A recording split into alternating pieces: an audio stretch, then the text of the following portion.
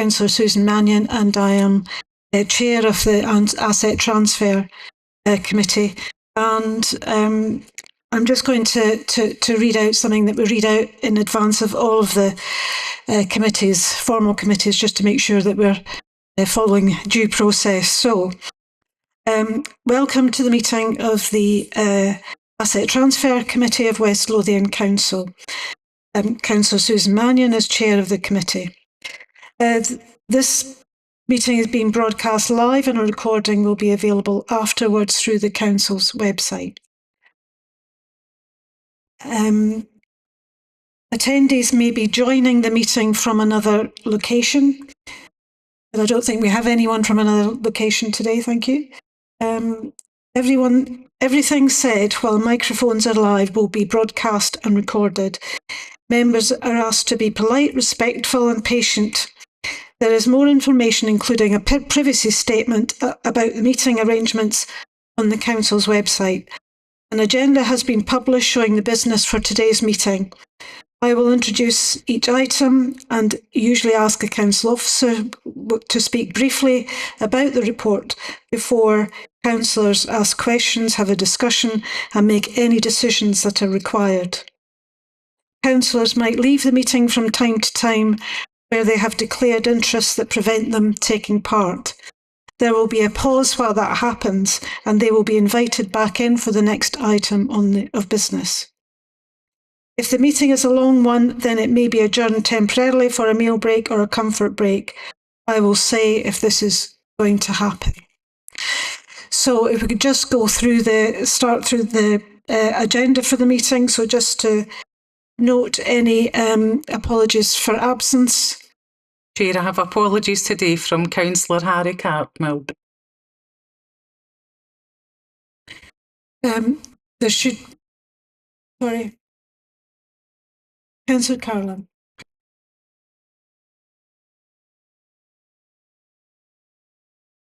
Okay. I think sorry. Also apologies from Councillor Craig Meek. Apologies from Councillor Craig Meek. I should say that actually Councillor Cartmill has expressed his view on this, and therefore, because that's therefore a notice of declaration of interest. So that's why Councillor Cartmill is not here. That's highlighted in item 2 on the agenda, declarations of interest. So just to note that actually Councillor Cartmill is withdrawing himself and declaring an interest. Okay. Sorry, Councillor Adamson? Yeah, if we're doing register of declaration of interest, sorry, I just want to record a loose connection, a historical connection with Boghall and Bathgate Pipe Band. Sorry, Peoplesford, Boghall and Bathgate Pipe Band. But it is a loose connection. It wouldn't make me. I don't need to withdraw from the meeting. Thank you. Thank you. So, sorry, Councillor Cartmill. He's been publicly supportive in assisting this charity, so he would have had to have left. So we're noting that as a declaration of interest. Declaration of interest from Councillor Willie Boyle. Okay, thank you.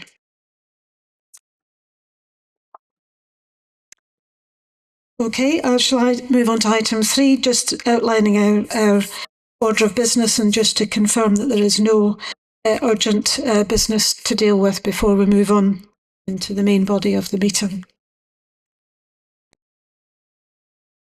Okay, just in relation to the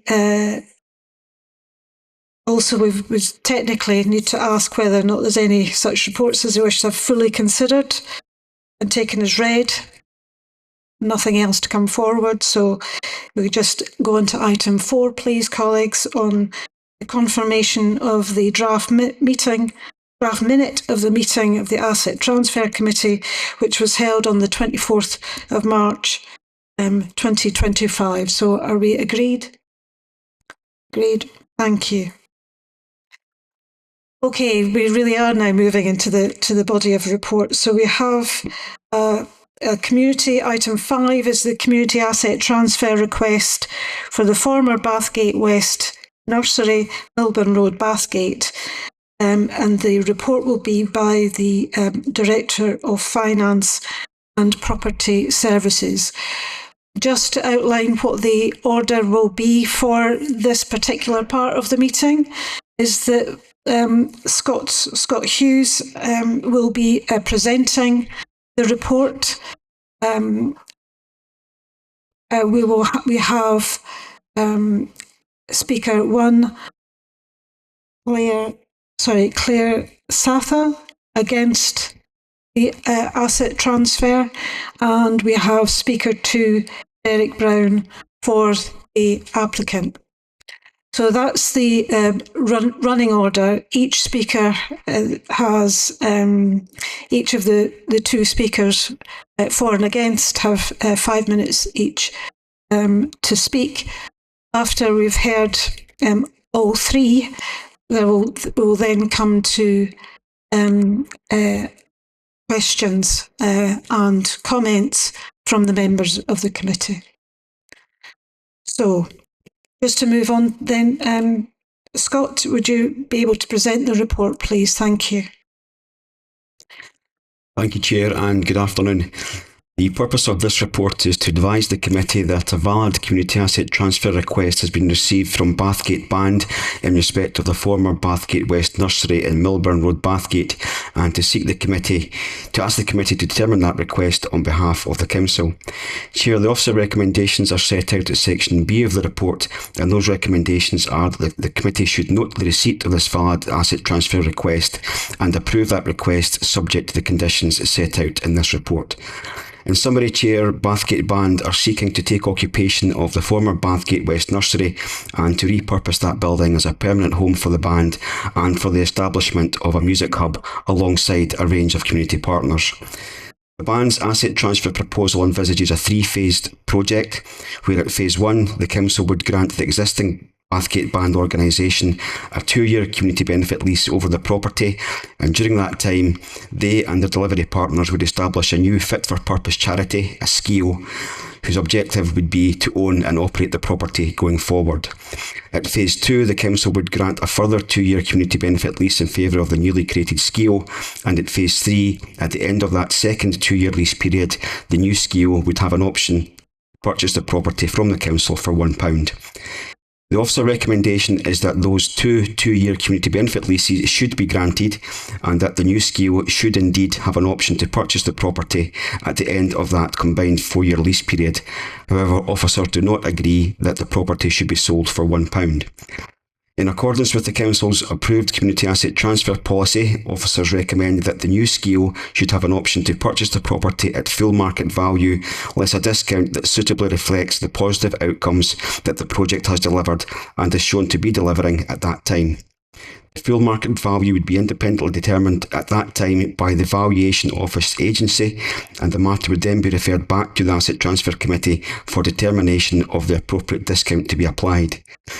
Here, the committee are reminded that this asset transfer request has been submitted under Part 5 of the Community Empowerment Scotland Act 2015, and under the provisions of that Act, the Council must approve the request unless there are deemed to be reasonable grounds for refusing it. Finally, Chair, officers would like to take this opportunity to thank Mr Brown and his colleagues at the band for their assistance and efforts to date. They've worked hard to develop this proposal and have accommodated all officer requests for information and clarity throughout that process, and we are grateful to them for that. Chair, I'm happy to take any questions. Okay, thank you. Any questions for Scott at all? Okay.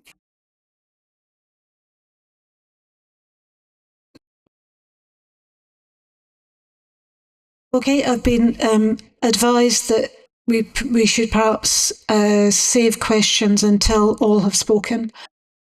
So we'll move on to the Claire Satha. Thank you, Claire. Who's speaking against the proposal? Thank you, Claire. Thank you. Thanks.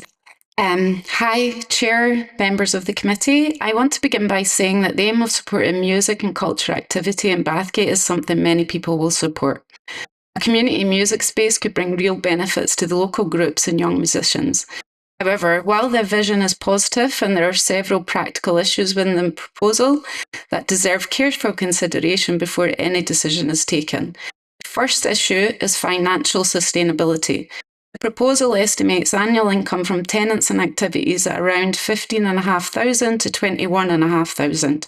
Yet the typical operation costs for even a modest community building, including utilities, insurance, cleaning, maintenance, administration, are often significantly higher. In fact, the project's own financial forecast shows that the hub would run at a deficit in its first year under every scenario presented. Depending on the scenario, that deficit ranges from around £660 to more than £12,000.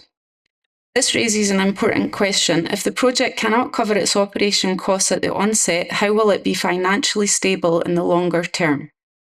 A second concern is dependency on a single organisation. The proposal indicates that early deficits may be covered using £25,000 in reserves held by Bathgate Band. While this demonstrates commitment from the organisation, it also suggests that the hub's early financial stability would depend heavily on one group rather on self-sustaining business model. Third issue relates to tenant commitments. The proposal refers to numbers of potential anchor tenants. However, the supporting evidence appears to consist mainly of expressions of interest rather than formal lease agreements. Without binding commitments, projected rental income cannot be considered guaranteed. Another point to consider is evidence of demand. The proposal assumes demand for rehearsal and music space. However, there does not appear to be an independent demand study or needs assessment included. It is therefore difficult to assess whether existing venues such as schools, community centres or church halls are already able to meet local demand. If a new dedicated facility is being proposed, it would be helpful to see clearer evidence that current provision is insufficient. There is also questions around capital cost estimates. The proposal suggests that building conversion would be completed for around £14,000 to £20,000. That figure appears relatively low compared with typical building conversion projects. Additional costs could rise from fire safety requirements, accessibility compliance, electrical upgrades, acoustic treatment, and professional surveys. These factors could significantly increase the total capital cost. Another area that may merit further clarification is governance. The current structure indicates that Bathgate Band would retain a significant level of influence in the early stages of the project. While leadership from a local organisation can be valuable, it may raise questions about whether the facility will operate as a fully independent community asset.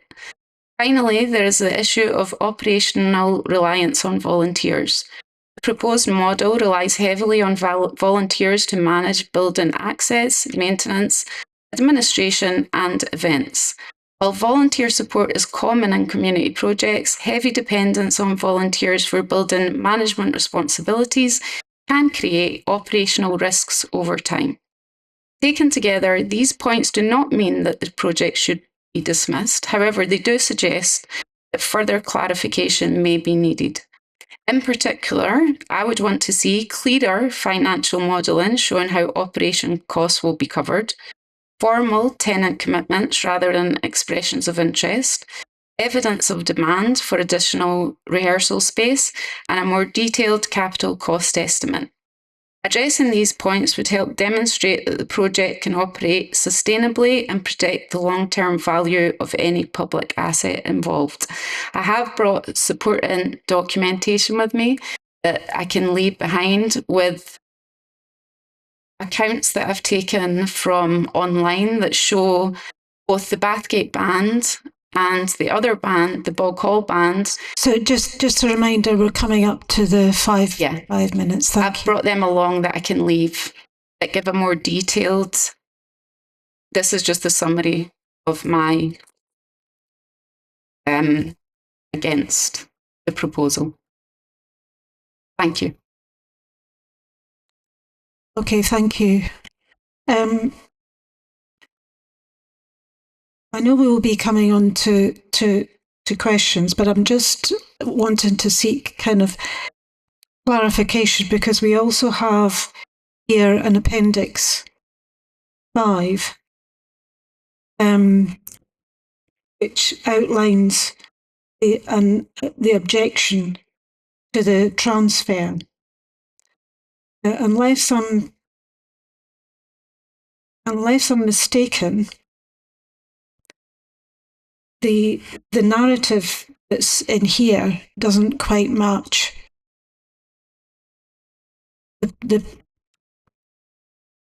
objection that you've outlined. I decided that as the meeting was about the community asset transfer, that's what I would stick to. My objection is that I had wanted to purchase this property at a price. I'm not looking for a handout. I was looking to operate a yoga studio from the grounds of the building and also use the building as a family home. I think it's important to note that the council have already spent 180,000 clearing grounds of the old swimming pool in Livingston for quite a large property developer, and that then fell through. I don't think the residents of West Lothian can really afford for another proposal of such a massive building that you could have a sale of. I have put in a credible offer to buy it just on what they've proposed. Okay, we're technically all going over time, but it's I think for clarification, I was just wanting to be clear about the premise for the objection. So that's been helpful, because that explains why the narrative is slightly different to that which you've put forward. So we will come to questions on that later, once we've heard from Mr. Brown. Okay, so if we can, please, Mr. Brown, do you want to put forward your position, please? That would be really helpful. And again, it's 5 minutes. Thank you. Thank you, Chair. Thank you, committee members. Thank you for this opportunity to speak. I'm Derek Brown. I'm the Vice President of Bathgate Band, and I'm here to share our vision for Bathgate Music Hub, a community-led initiative shaped by ongoing engagement with West Lothian Council and our partners. Here's the reality. 3 ensembles that proudly carry the Bathgate name, Bathgate Band, Bog Hall and Bathgate Caledonia Pipe Band and Bathgate Concert Orchestra, have no permanent presence in Bathgate. All rehearse outside the town. For more than 10 years, we've led a nomadic existence, moving between short-term venues while maintaining constant dialogue with council officers to find a permanent solution. And now our remote location is hampering sustainability, recruitment. Recruitment is harder, costs are higher, and every pound spent on temporary space is a pound diverted from community programmes. West Lothian Council officers told us this needs to be more than a band hall, and we listened. But we didn't listen to the council, we also listened to the community. Over 200 consultation responses and more than 100 petition signatures told us they wanted more than music. They wanted cultural vibrancy, wellbeing programmes and a permanent space that brings people together. Bathgate Music Hub delivers this. It's more than a rehearsal space. It's a cultural anchor for Bathgate, designed to serve all generations. A place where music and performing arts meet wellbeing, lifelong learning and community connections. From youth tuition to care home concerts, from drama and dance to digital skills and volunteering, the Hub creates a platform for creativity and inclusion that Bathgate has never had before. Bathgate Music Hub fits perfectly with West Lothian Council's priorities. It raises educational attainment by offering free tuition and structured ensembles for young people. It strengthens care and support through outreach to care homes and inclusive programmes for older adults and vulnerable groups. It invests in skills and jobs by creating pathways into teaching, sound engineering, stagecraft and event management, all supported by volunteers.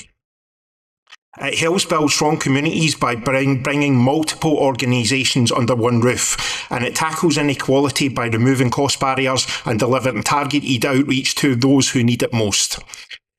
Independent analysis by Community Enterprise validated our position using Social Value Engine. In year one, Bathgate Music Hub is projected to deliver 1.5 million in community benefit. This isn't hypothetical, it's grounded in what we already achieve through youth development, adult engagement, outreach and performance. But here's the critical point. These achievements are at risk.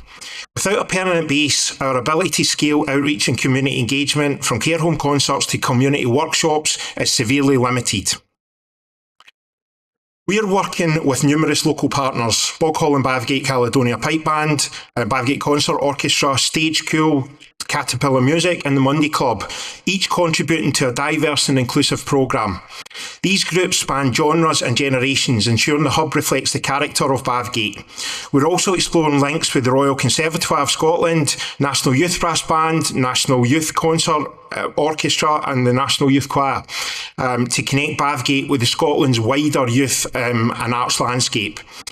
We've also engaged regularly with local elected members through the development of the proposal, and their feedback has helped ensure that Bathgate Music Hub reflects the needs and priorities of the community. The hub is built on a sustainable financial model.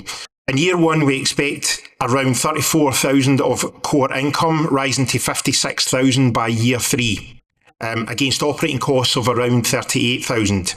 That income comes from anchor tenants and memberships, predictable revenue streams, and every surplus will be reinvested in the hub.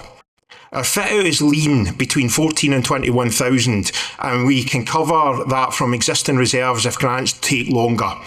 Existing funding will only be used for improvements and special projects, not day-to-day running costs.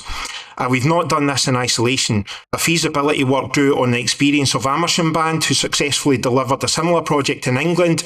Their insights have helped shape the model that is both ambitious and achievable.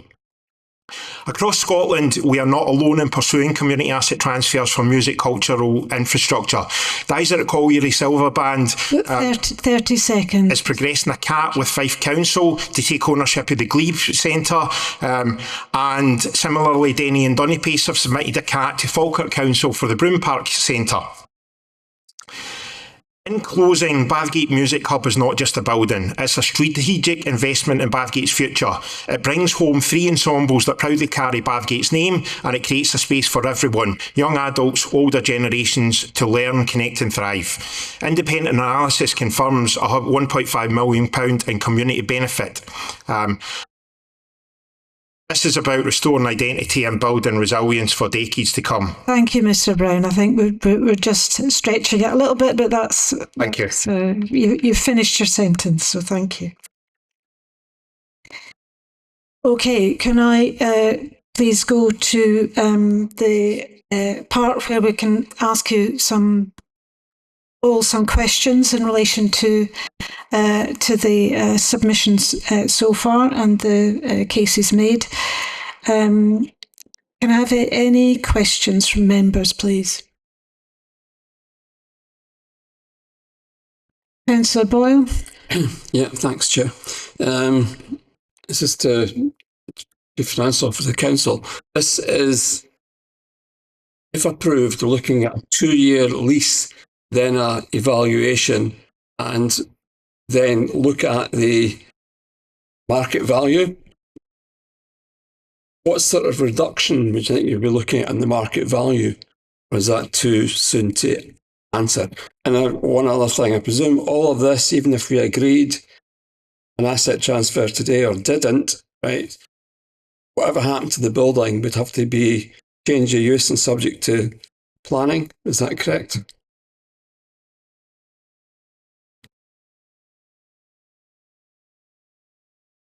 Answer. first, if I could. The answer to the planning application question is if planning was required, then the applicant would be duty bound to get that consent prior to taking entry under any potential lease. The first question around a suitable discount, the recommendation deliberately and clearly anticipates bringing that back to the Asset Transfer Committee at a future date. The rationale behind that is that by that time there will be 4 years worth of hard evidence to look back on and projections to look forward to. So it would be a matter for the committee to decide that, informed by a recommendation by officers. And I guess simply put, the more evidence of the good that's being done, then the bigger the discount that should apply. Thank you. A further question? Yeah, one other one. Well, To the applicant. You've mentioned the three groups. Have you got a firm commitment from them that if the project goes ahead, that they will invest in it?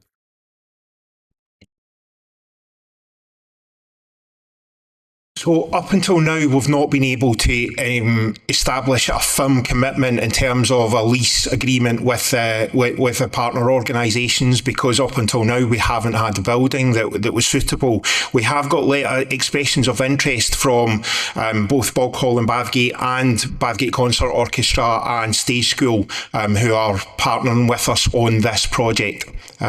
So that's where we stand. thank you. Any further questions, Councillor? Oh. Sorry, Councillor Carroll. Aye. It's very similar to Councillor Tony Boyle.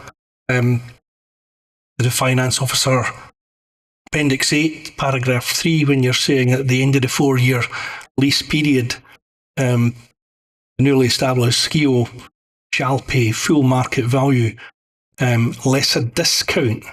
In theory, could that discount result in the SKIO purchasing it for £1?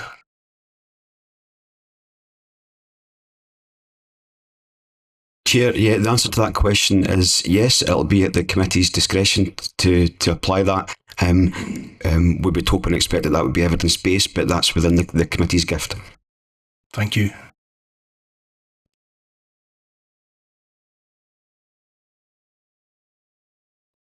Councillor Adamson. Thanks, Chair. My question's to the applicant. It's a huge leap of faith, and you have a lot of volunteers who are able and willing at the moment. Do you feel that you have enough volunteers who will still be as keen a year down the line, 2 years down the line? Although I note in your business model you do talk about taking on someone. But at the moment, do you feel you have enough volunteer people to be able to do some of the tasks that you're going to be expecting of them? Because a lot of it will be quite heavy going for some. Yes, I mean, we've spoke heavily as a management committee of Bathgate Band and with our partners about the responsibilities, and we are acutely aware that we are in the early stages dependent on volunteering staff. Our objective would be to make the building financially viable and secure full-time employment for people to run services within that building. And that's kind of part of the plan of why we wanted a staged delivery through community asset transfer lease benefit before we commit to a full purchase of the building.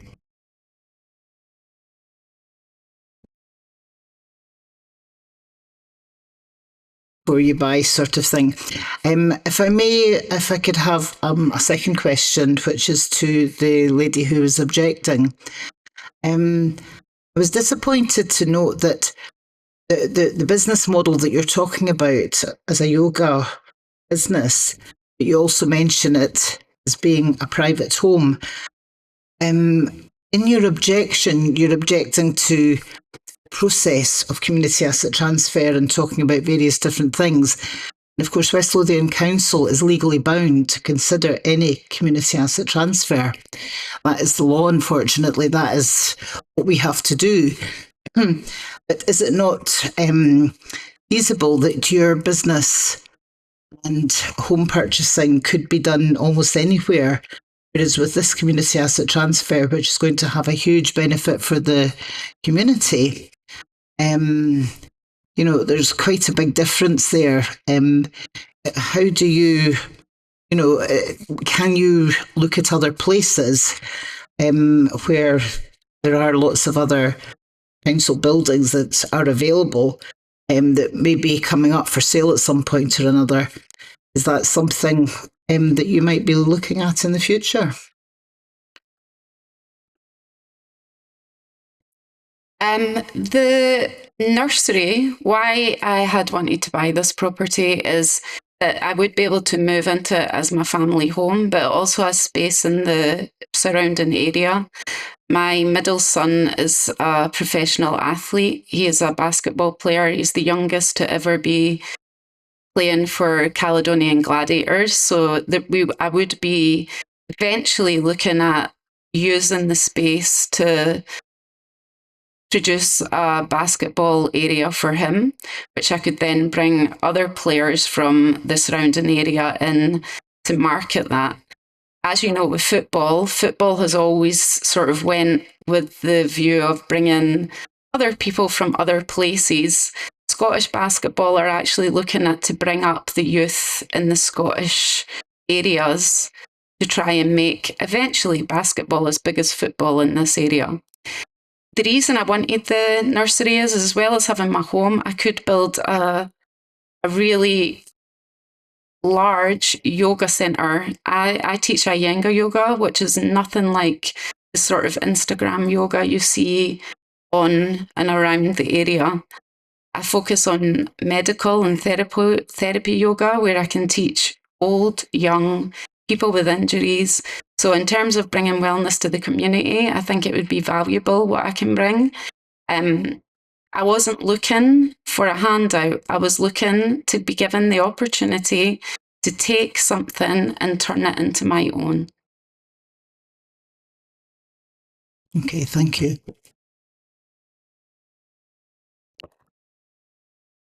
Scott? Yeah, thank you for the opportunity of coming in. I thought it might be helpful at this point to provide the committee with a bit of clarity. Section D 4.5 of the report, it talks about potential alternative proposals for the property, and the report sets out that officers had actually marketed the property and taken it to a closing date. It's worth making the point that the offer that was received from the objector who's present today was not the highest offer and is not the £270,000 that's in the report. So if the council was proposing to sell it, it wouldn't necessarily fall that it would be to the objector that's present today. Okay, thank you for that, Scott. Are there any other questions from colleagues at this time? Can I just ask specifically, Ms. Satha has, this is to Scott, Ms. Satha has raised a number of queries over the viability of the models being put forward in terms of the financial viability of the proposal. But I guess it's kind of coming back to the expectation that we are required to accept this proposal unless there are reasonable grounds for refusing it. So there are parameters, I guess, in terms of the financial and organisational risks. So I think it would be helpful just to kind of get your perspective, Scott, on the queries that have been raised about the viability and what are the kind of parameters that we're looking for in terms of an assurance at this stage. Thank you, Chair, and I'm happy to do so. Turning to the financial aspects, first of all, the report includes one of the appendices, a copy of the completed scorecard from the Community Asset Transfer Officer Board. That board comprises a range of officers from a range of services, including the Council's financial management unit and a business advisor who is skilled and proficient in the production and analysis of business plans in the third sector. The consensus and overwhelming view of the board was that the assumptions that the band and the applicant had made in their application were fair and reasonable and achievable. Granted, as Councillor Adamson has said, it is to some degree a leap of faith. There's only so far that the band can do without a decision of the council to implement what it's trying to do. And I think, in summary, officers are satisfied that the financial projections are fair and reasonable and proportionate. There was reference to the condition of the building and the money that would have to be spent on it.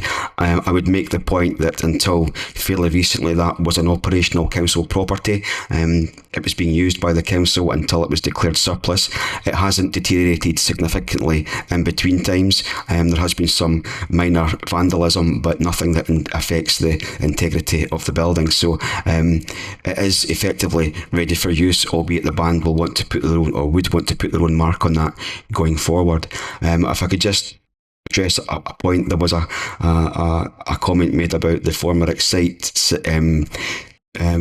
Bubbles site in Livingston. Just to make it clear, that site is currently under offer to Cruden Homes, and we expect to land a significant capital receipt in respect of that property. So in summary, Chair, the duty of the officer board is to analyse the applicant, the application and the supporting information, come to a view on that, and the application was scored as being a strong submission with reasonable assumptions. Okay, thank you. Any further questions? Any comment? Councillor Adamson.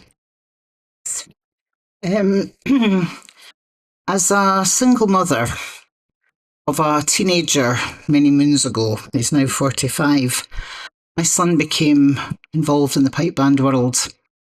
And I often wonder how his life would have been different if he hadn't been involved in music.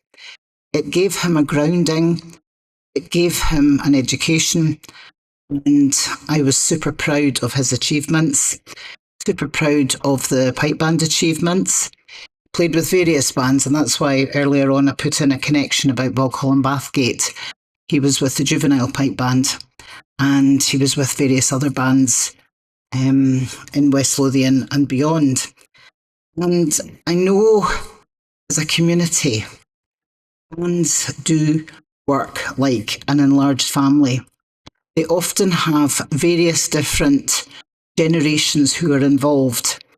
I know that committees who are involved in bands tend to be very loyal. And yes, there will be committees that fall out with each other. You get that in every walk of life. But what is very strong is the sense of community and what they do for the communities themselves that they serve. One of the issues that we always came across was trying to get young people to come along in the first place. Now, most youngsters start when they're about 11 or 12. But because primary schools have tuition in schools, we now have kids who are now younger. We're taking up musical instruments, and they need to have something to go on beyond when they leave school. And this is where the community bands come in.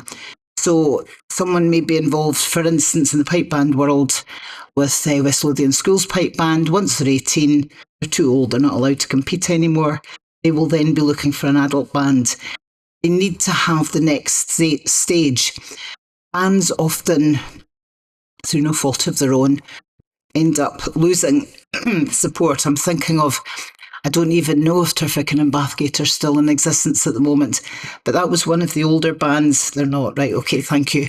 That was one of the other bands. It wasn't Boghall and Bathgate. You know, there's various different groups of bands, different types of abilities, and I am extremely keen to see something being able to be provided. We're encouraging youngsters, whether it be brass bands or pipe bands. I'm sorry, I'm talking about pipe bands. It's been a huge part of my life.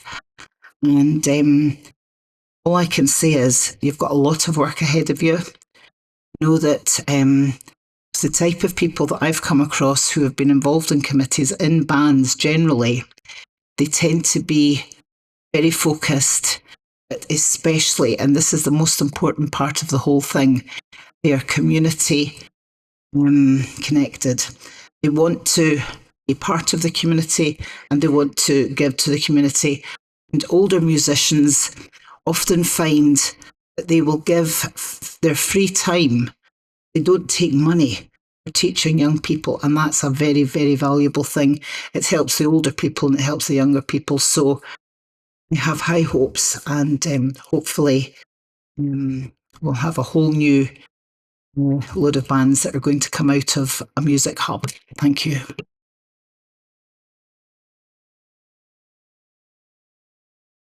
Councillor Boyle. Yeah, thank you. Thanks, Chair.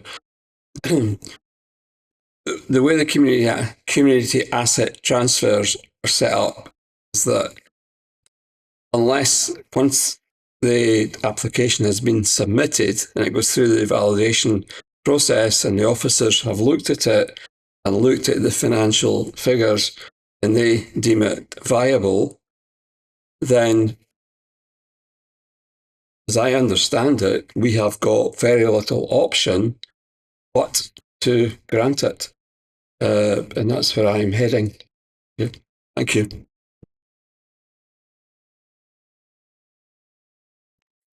Thank you, Tony. Councillor Carlin. Thank you, Chair. I'd just like to say that I have benefited from yoga. I practiced some, I don't know what kind it was, but I should maybe go back to some of that. I am also a musician. I play traditional Scottish fiddle, Irish tenor banjo. I've played in a Ceilidh band, so I do see the benefit of music, what it brings to communities, the camaraderie when you're involved in classes, etc. And I'd just like to say that I think this report that's been put together, both the application and the report from the officers, is outstanding. So I commend you both for that. I can see there's a lot of work that's gone into that, so thank you very much. Thank you, Chair. Thank you. Okay. Any further comments? No? Okay. At this stage, can I ask that this motion be moved by the committee, please? Just as a reminder in terms of the recommendation of the report, that we note the receipt of a valid community asset transfer request from Bathgate Band SCIO for the former Bathgate West Nursery, Milburn Road, Bathgate, and approves the community asset transfer request received from Bathgate Band SCIO for the Bathgate West Nursery, Milburn Road, Bathgate, on the terms and subject to the conditions set out in this report. Can I ask that this be moved, please? Councillor Boyle. Right. Yes, Chair, I am happy to move the position and the recommendations in the report. Okay. A seconder? Oh, sorry. I'd be delighted to second it. Thank you very much. Therefore, the motion is passed and the request to move ahead is agreed, as is outlined in the recommendations. So I would like to add my huge thank you to all those involved. I think Mr. Brown, you put forward a powerful case on the basis of evidence from the work that you've done within the community, and wish you well. But similarly, Ms. South, thank you so much for coming along, and appreciate the passion that you have and the interest in taking this forward on behalf of the community. So that is greatly appreciated. I also appreciated the fact that it's not easy always to come to these committees and present such information. So I really appreciate the time that you've taken and the work that you've both done in order to be able to have this discussion and come to the conclusion that we have. And thank you to the officers for the work that they've put in order to be able to assist this being put together. So thank you very much and wish you very well. Thank you.